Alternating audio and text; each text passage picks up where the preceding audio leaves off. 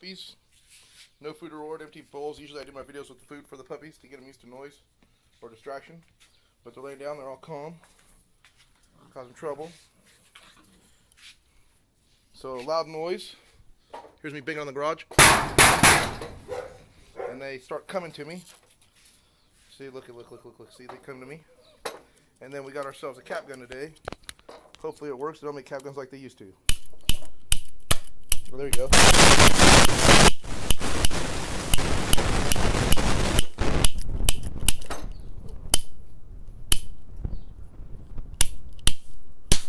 There you go. There's a good one.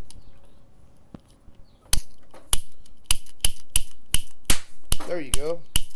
But pretty much caps going off in their face, a little bit of gunpowder, and there you go, positive puppies.